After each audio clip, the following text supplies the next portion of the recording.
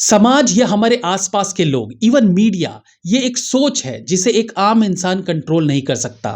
चीज़ों को, घटनाओं को देखने का इनका अपना एक नज़रिया होता है और ये किसी इंसान या घटना को लेकर वही धारणा बनाना ज़्यादा पसंद करते हैं जैसा वो उसके बारे में सोचते हैं या वो चाहते हैं कि ये कहानी इस तरह से होनी चाहिए।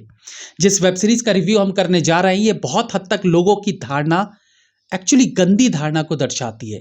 एक न्यूज़ को हर कोई अपने तरीके से सुनना चाहता है। फॉर एग्जाम्पल, कुछ समय पहले मैंने एक ट्वीट पढ़ा था कहीं पर कि जब मुझे सरकार की नीतियों के फायदे जानने होते हैं तो मैं सुधीर चौधरी को सुनता हूं और जब उसके नुकसान जानने हो तो रवीश कुमार को सुनता हूं। यही है एक्चुअली आम लोगों की सच्चाई, समाज की सच्चाई। लेकिन सच जो है वो अक्सर लोगों की इन्हीं धारणा के बीच में कहीं होती है। रिव्यू करेंगे Tamil crime mystery web series Vadhandhi the fable of वेलोनी।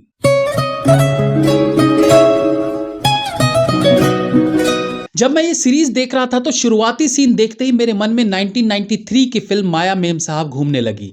कारण था दोनों फिल्मों को दिखाने का तरीका। ये वेब सीरीज भी वेलोनी नाम की एक खूबसूरत लड़की की कहानी है जिसकी खूबसूरती ही उसकी दुश्मन है। उसे भी एक पहेली की तरह वॉइस ओवर में उसके बारे में बताया जाता है और ऐसा ही कुछ माया मेम साहब फिल्म में भी था, जहां खूबसूरत माया सच्चे प्यार की तलाश में कई मर्दों के नजदीक जाती है, लेकिन माया हमेशा अधूरी ही रही। एक हसीन निगाह का दिल पे साया है। करीब 7 घंटे की ये वेब सीरीज एक मर्डर मिस्ट्री भी है। कहानी है 18-19 साल की लड़की वेलोनी की, जिसे हर कोई पाना चाहता था क्योंकि वो थी ही इतनी खूबसूरत। कोई उससे दिल से प्यार करता इसलिए पाना चाहता था, तो कोई बस उसकी खूबसूरती को पाना चाहता। एक दिन एक शूटिंग लोकेशन पर एक लाश मिलती है जो उस फिल्म की एक्ट्रेस से मिलती जुलती थी। सबको लगता है एक्ट्रेस का मर्डर हो गया, लेकिन एक्चुअली वो लड़की जो मरी थी वो एक्ट्रेस नहीं बल्कि वही वेलोनी थी जो हर किसी के दिल में बसती थी। लेकिन कौन उसे किस नज़र से देखता है ये बता पाना आसान नहीं था। इस मर्डर को सुलझाने का काम सौंपा जाता है इंस्पेक्टर सूर्या को। शायद वेलोनी में कुछ तो खिंचाव था, कुछ तो ऐसा था उसमें कि जो उसे देख लेता वो उसके साथ एक अनदेखा सा रिश्ता बना लेता। बहुत सारी इन्वेस्टिगेशंस, ट्विस्ट एंड टर्न्स के बाद फाइनली ये राज खुलता है कि वेलोनी की हत्या कैसे हुई।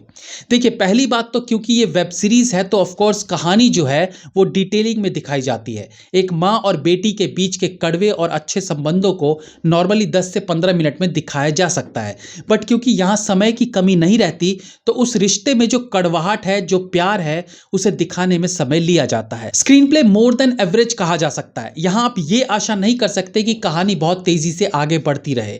सीन्स पर समय दिया जाना अनिवार्य होता है, बट स्टिल मैं ये फील करता हूँ कि इस वेब सीरीज के लिए कुछ मौकों पर आपको पेशेंस रखना पड़ेगा। हालांकि कहानी में थ्रिलिंग मोमेंट्स, छोटे बड़े ट्विस्ट आते रहते हैं जो कहानी को एंगेजिंग बनाए रखते हैं, बट स्टिल बहुत सा मटेरियल ऐसा था जिसे हटाया जाता तो फर्क नहीं पड़ता। बट उनके रहने से वेलोनी के व्यक्तित्व को समझने में थोड़ा और दिमाग लगाना पड़ता है। और अगर आप एक फिल्म लवर हैं और फिल्म को देखते ही नहीं बल्कि समझना भी चाहते हैं तो आपको वेब सीरीज के उन काल्पनिक दृश्यों को समझना होगा जो शायद नहीं होते तो भी काम चल सकता था। फिल्म के लीड रोल्स में है Sanjana as Velonie, S J. Suryah as inspector Vivek, Nassar as K Sebastian और लैला एज रूबी। वेलोनी के किरदार में संजना का काम बेहतरीन है। उसके एक्सप्रेशंस अप टू मार्क रहते हैं क्योंकि ये एक ऐसा कैरेक्टर है जिसे पूरी फिल्म में मिस्टीरियस दिखाया गया है। वो अच्छी है, बुरी है, साफ सुथरे कैरेक्टर वाली है या कैरेक्टर लेस है, ये सब पूरे वेब सीरीज में जानने के लिए उत्सुकता बनी रहती है। तो ऑफकोर्स दोनों तरह के हाव भावों को उसने बैलेंस्ड वे में दिखाया है जिससे कि उसका सही व्यक्तित्व कोई परख नहीं पाता। रूबी के किरदार में लैला अगेन अपने किरदार के साथ पूरा न्याय करती है।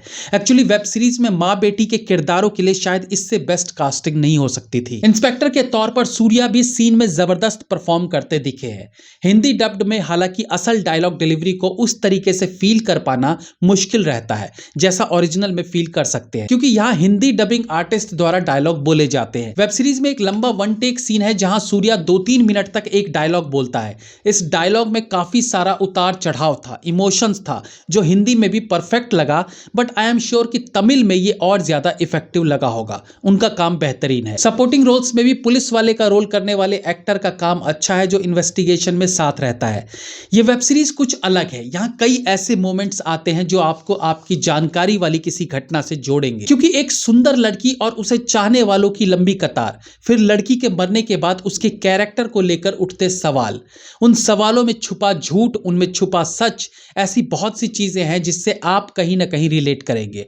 फिल्म के लास्ट में जब पुलिस इंस्पेक्टर अपनी वाइफ की गोद में सर रखता है और कहता है मुझे एक बेटी चाहिए जिसे मैं प्रोटेक्ट कर सकूं ताकि वो बिना डर के इस समाज में घूम सके, ये लास्ट लाइन फिल्म में लड़कियों के प्रति चल रही समाज की सोच पर विराम लगाती है और ये फील होता है कि हम जैसा देखते हैं, जैसा सुनते हैं, जरूरी नहीं कि वो सब कुछ वैसा ही हो। एक कड़वी सच्चाई ये भी है कि जब किसी को पा ना सको तो उसे बदनाम कर दो। ये समाज में कोई नया नहीं है और लड़कियों के मामले में ये अक्सर होता ही है। तभी तो हमारे देश में ईव टीजिंग से लेकर एसिड अटैक तक देखने को मिलता है। इस वेब सीरीज में इस कहानी से अलग 5 दोस्तों को दिखाया जाता है जो वेलोनी के केस को लेकर डिस्कस करते रहते हैं, जिनमें से एक लड़का पहले उसे अपनी गर्लफ्रेंड बोलता था और फिर उसकी मौत के बाद जैसे जैसे मीडिया में उसके बारे में खबर आती वो अपने दोस्तों को उस लड़की को लेकर वैसी ही बातें करता। जब मरने के बाद उसकी खूबसूरती की चर्चा हुई तो उसने अपने दोस्तों को बताया कि ये मेरी गर्लफ्रेंड है। जब उसे लेकर अफवाह फैली कि उसके कई बॉयफ्रेंड है तो वो लड़का उस लड़की को बुरा भला कहने लगा और जब पता चला कि उससे भी ज्यादा बदनाम है वो लड़की तो वो अपने दोस्तों के साथ उसे सुलाने तक की बात भी करता है। एक्चुअली उस लड़के के थ्रू डायरेक्टर जो है वो समाज की सोच को दिखाने की कोशिश कर रहा था। बीजीएम बहुत अच्छा है, थ्रिलिंग सीन्स हो या इमोशनल सीन्स, बैकग्राउंड म्यूजिक प्रभावित करती है। अगर आप एंटरटेनिंग मर्डर मिस्ट्री समझकर वेब सीरीज देखेंगे तो कुछ मौकों पर थोड़ा सा निराश हो सकते हैं, बट अगर मर्डर मिस्ट्री के साथ वेलोनी के कैरेक्टर की गहराई को समझेंगे तो ये आपको एक अलग लेवल का सिनेमा लगेगा। हालांकि उसके लिए पेशेंस की जरूरत जरूर होगी।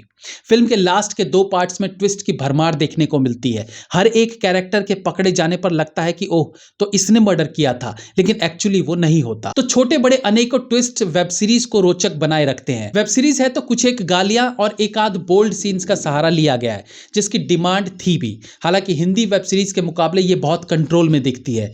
ये वेब सीरीज हिंदी में Amazon प्राइम पर देखी जा सकती है। मेरी तरफ से 3.5 star. Have a nice day.